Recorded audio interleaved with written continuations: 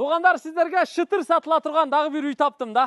Ушул менің артымда тұрған үйді шашылыш түрде $75,000 сатуға қойды. Бұл өзі палтарашқа құрылып тұр. Астындағы бөлмелері ремонт болып тұр, душтары менен. Үстінде дағы 3-4 бөлме бар екен. Азыр кирип сіздерге планировкаларını көрсөтүп беребиз. Оштогу Ошалай жолунун бойында, тагыраагы ушу 5-километрдеги Ленин бакта жайгашкан. Ленин бактын 16-көчөсү. Biz hazır бұл жағынан келдік. Тетігі балдар ойнап отқан жерден сол тарапқа бұрылып, ылдыйраққа түштік 50 метр. Мына қошынаның үйінен өткеннен кейін еле ушул 16-көчөнүн 11-ші үйі екен. Бұл жерге туғандар. Теге Фуркат лампасынан мады жаққа келе жатқанда оң тарапта аскердік бөлік бара, военный часть бар. Теге помидор бадырың сатқан жерге жетпей. Азыр Жунда деген заправка болып қалды. Ошол заправканын алдынан эле оң тарапқа мүрзөнү, военный частьты бойлой эле жогору чыгып, бұл жақ менен айланып анан чыгып келип калдык. 16-көчө, 11-ші үй. Көчөсүнү караңыздар. Көчөсү ушуну менен ылдый тарапка төргө чейин түшүп кетет экен. Түнкү жарыгы бар экен, электр линиясы, интернет линиялары бардыгы тартылыптыр. Таза суу келиптир, даже огородко чейин кириптир, үйгө чейин кириптир. Көчөсү негизи кенен эле көчө экен. Мына, көрүп турасыздар, Ушул үйдө эми $78,000 деди эле. Мен келип $3,000 түшүрүп койдум. Эркекче айтайын. $3,000 түшүрдүк, 75те азыр эми сатууга койдук. Ушу 70ти тоголотуп берет окшойт менимче. Эми ал жагыны сиздер сүйлөшүп көрөсүздөр. Саартан бери 3 клиент келиптир. 3 клиент келиптир. Ошон үчүн айтып атам, шытыр сатылат буюрса. Жери 5 сотук кызыл китеп документтери менен. Үйдүн узун туурасы 10-го 11, 200 квадрат экен, 2 кабатын эсептегенде. Чатыры жабылган, суу түтүктөрү кагылган, фасад бүтелек, асты 1-чи кабат. Жүрүңүздөр. Мына жер үйдүн алды навес болот буюрса. Бул жерге стяжка куюш керек же брусчатка батыш керек. Анан тепкичти да мына көрүп турасыздар, эки жактан чыга турган кылып аябай кооздоп жасаган. Бул жери мына көрүп турасыздар, үйдүн алды террасасы, аябай сонун. Ана мына жерге келгенде бетон куйган, ылдый жак, эки тепкич болгон ылдый жагы. Мына бул жерге дагы тегиздеп атайын, ушу шебен төшөп койгон. Бул жакка очок гана тапчандар коюлат. Тетиги эшиктен үйдүн астыңкы кабатына кирип чыга берет. Ал эми ылдый жагы болсо бак болот тугандар. Өтө сонун планировка болгон да. Айланасы бүт тосулган тугандар. Азыр кирип ушул үйдү чекеден көрсөтүп чыгалы. Кана, даяр болсоңуздар жүрүңүздөр. Тепкичти дагы мына бетондон куюп койгон. Шыбаган электромонтаждарын жасаган. Мына жерге чыкканда бул жери терраса да, өтө сонунда. Диван креслону коюп коюп, мына жерде чалкалап китеп окуп отурган күндү Аллах таалам насып кылсын. Себеби бийиктиктен бул жак бак болгондо, ылдый жак полностью көрүнөт. Көрдүңүздөр? Мына, ылдый жак аябай жакшы көрүнөт. Биз азыр бул жактан ошол заправка, военный частын алдынан эле мындай бурулуп келдик да. Ушул жак менен эле бурулуп айланып келдик. Тетиги жерде мечит бар, куполасы көрүнүп турат. Анын нар жагында 3 этаж мектеп курулган. Анан 127 маршрутка ошол жерге келет. Азыр автобус болуп калды окшойт менимче. Бул жагы мына кире бериш чоң эшиги. Темир эшикти коюптур. Эшикти ачып киребиз. Киргенде эле мына ылдыйкы кабатка бул жак менен тепкич менен түшүп кетет. Ага чейин бул жагын көрүңүздөр. Коридор менен келип бул жакка киргенде бул зал. Мейманкана көрүп турасыздар. Узун туурасы 4,5-5,5 экен. Бүт жыгаштарын карап коюңуздар. Потолок, черный потолоктору кандай жасалган. Ичи полностью көрүп турасыздар. Мына ылай штукатурка болгон, тегиз шыбаптыр. Анан терезелери коюлган. Көчө жакта 2 терезеси бар, пластик. Астына стяжка куюп койгон. Наливной куюп туруп эле сразу ламинат басса боло берет да. Бул эми зал, мейманканасы. Андан кийин бул жакта дагы бир бөлмөсү бар мына. Бул жакты карап коюңуздар. Бул эми биринчи ушу үстүнкү кабаттагы спальня. Узун туурасы 4x4, 16 квадрат чыгат. Мында бир терезеси бар. Бул дагы шыбалган, электромонтаж жасалган. Калганын эми бүтүрүп аласыздар. Эми коридор менен келип эле мына төргө кире турган болсок, төрдө бир детский бар. Азыр эми оокат ашып буюм тайымын ушул жака киргизип коюптур.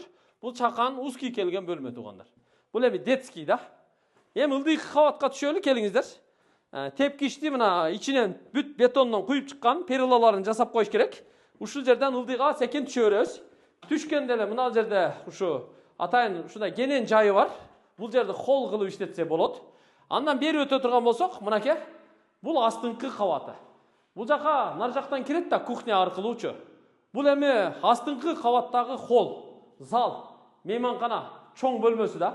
Бүт мына обой болуп жасалган, потолоктору жасалып, люстра софиттери бардыгы коюлган. Ал эми полуна болсо бардык бөлмөлөргө ламинат төшөлгөн. Ал эми ушул эле бөлмөдөн бул жака кире турган болсок, дагы бир канасы бар. Бул кыргыз бөлмөсү. Мейманкана, мына түндүк менен жасалган, көрдүңүздөрбү? Натижной, чекелери көрүп турасыздар, гипсокартон, софиттери, лампалары бардыгы коюлган. Мунун узун туурасы 4,5 га 5,5. 4,5 га 5 десек болот, туугандар. Мына эшиктери да мындай хай-тек эшиктер коюлган. Ал эми бул жакта болсо санузели бар. Бүт кафелденип жасалыптыр, мынакей, көрүп койсоңуздар болот. Бул биринчи бөлмөсү, төрдө болсо ваннасы бар, унитазы бар, аристону бар, форточкасы бар, выточкасы бар. Бардыгы коюлган. Биякта күзгү раковина, мындай терезе форточкалары менен. Бүт полу дубалы кафел болгон, анан электрический теплый пол коюп коюптур да. Эми бул жака чыгалы, бул бөлмөнүн терезеси мына бул тарабында, жарык ушул жактан кирет. Бул жака өтө турган болсок, бул жагы мына ашканасы. Мына ушул чекеден баштап кире бериш эшикке чейин узун кухонный мебель коебуз болду. Ортосу фартугу кафелденген рабочий зона. Мына жака чай иче турган орундук коюп койсо болот. Или холодильник коюп койсо дагы боло берет. Бүт дубалдарын боеп, мындай алюмин профилдеринен эшиктерин да жасап койгон. Биз азыр айланып бул жагына уже чыгып калдык. Чыкканда эле мына жерге очоккана куруш керек. Анан тиги жакка тапчан коюш керек. Бул жерден астын стяжка куюп, же болбосо брусчатка басып коюш керек. Аябай сонун болот да. Баня, очоккана, тапчан дегендерди ушул площадкага даярдап, ортоңку площадкага. Ал эми ылдый жагыны болсо бак кылып коюш керек болду. Сонун көчөттөрдү отургузуп койсо, бияк бак болот, жашыл зона болот, флора да. Ылдыйкы кошуна менен ортодо мына сетка тосмо бар экен, мына жийде, тал, майда чүйдө дарактар, бул эми тосмо болуп калыптыр. Бул жакта болсо сырткы ажаткана, жанында септиги менен. Ага мына тепкич менен, биягы менен түшүп чыга берсе болот. Көрдүңүздөр, үйдүн мына күн батыш жагынан көрүнүшү, артында дагы 1,5 метр аралыгы бар. Бул жагы менен дагы аркасында ушу көчө жакка атайын калитка коюптур. Тиги калитка менен бемарал жана малкалды, отун майда чүйдөнү ушул жак менен ташый берсе болот экен да. Кыскасы ушул. Көрдүңүздөр. $75,000 сатууга коюп жатат да ушуну. Анан сууну дагы үйдүн ичине чейин тартып киргизген. Даже мына жерге дагы кранттан суу чыгарып койгон, монтаж кылып. Анан бери чыга турган болсоңуздар, шланга тартып коюптур мына. Мына жерден дагы сууну чыгарып тартып койгон туугандар. Көрдүңүздөр? Ушул эми. Бул жагы эми мына жердеги 127 маршруттук каттамдын конечныйындагы мектепке жакын, ошол жерде мечит дагы бар. Мына поворотто дүкөн бар. Бул жагы эми чоң трассага чыкса, транспорт маселеси чечилет. Бул жагынан түз деле каттаса болсо керек менимче. Түз чыкса болобу акалар бияк менен? Болот экен. Ошо военный частан бурулуп киргенде, сол жака бурулуп туруп, анан ушул жагынан келсе да болот экен да. 16-көчө 11-үй. Чынын айталы, болгондой көрсөттүк эми. Тескабар реальный көрсөтөт го билесиздер. Колдон келишинче. Ашыкча макташ деле жок. Бүгүн 3 клиент келди деди, келишпептир.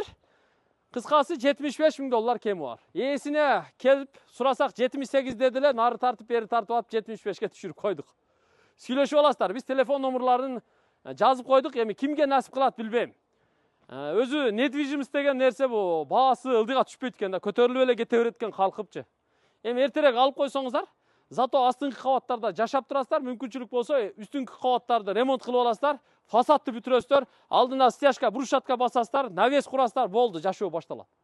Иншалла сиздердик, Болду, суу келген, свет бар, счетчиктери коюлган, түнкү жарыктары коюлуптур мына, кошуналар бүт бардыгы жашап аттыр мына. Катар-катар машиналар турат. Туугандар, видеого лайк басып, комментарий жаадырып коюңуздар. Бизден ыраазы болуңуздар, дайым кызматыңыздардабыз. Ассаламу алейкум.